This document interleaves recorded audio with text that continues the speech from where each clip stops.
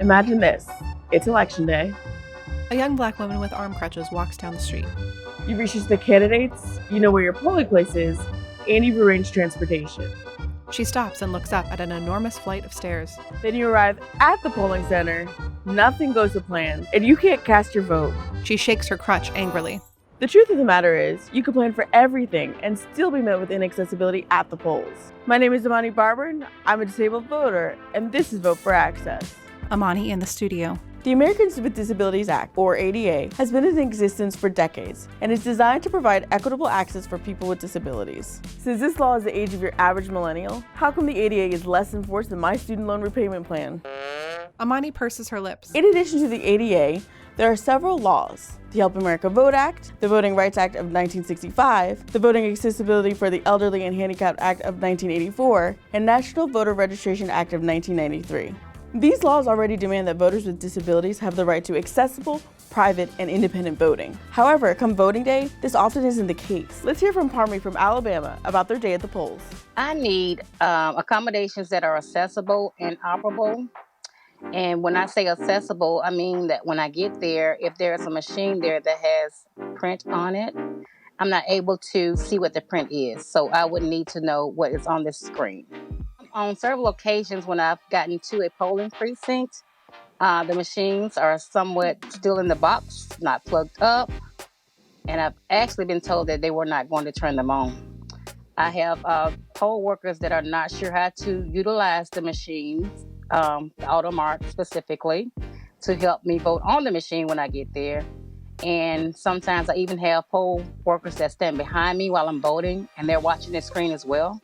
Voting with the need for accommodation can be a gamble when you consider all that is out of your control. Legally, polling places are required to be accessible, so it can be done to improve access. There are several things that should be considered for polling places to be accessible. The space should be physically accessible, with safe ramps available. Accessible parking and access to transit should also be prioritized. If you have an invisible disability, having seating available while you wait is super important. Some places have an option called curbside voting. It's a drive-through for voting. It doesn't fix the problem of having an inaccessible polling place, but if it's staffed and easy to locate, it can add another option for access. Accessible voting units, or AVUs, allow voters to make selections in a variety of ways. The machines need to be set up properly, in a place with privacy, and poll workers need to know how to use them. They should also offer the use of the accessible voting unit to all voters. For example, a voter with dyslexia may prefer to use an AVU to listen to ballot information rather than reading. Good poll worker training can make inaccessible spaces more accessible. I'm Chris Swope. I'm the city clerk for the city of Lansing. Michigan got all new equipment just a couple years ago, so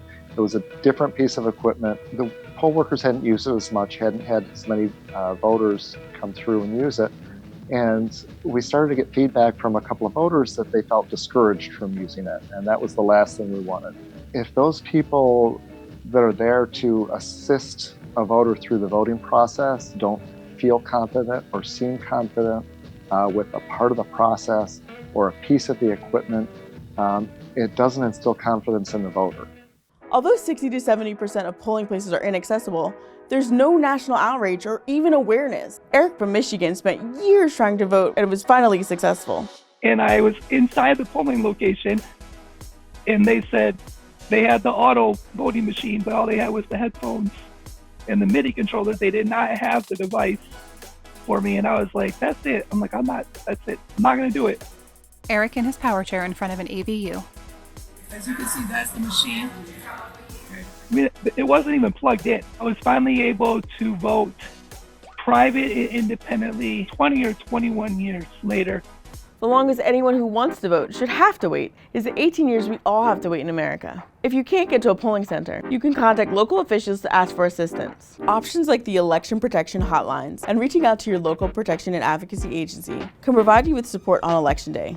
Dial 866-RVOTE. Dial 866-687-8683. Amani on the phone. Hello, yes. I need some help. It's a hot mess here right now. And keep watching this series at voteforaccess.us. Eric. This is Vote for Access.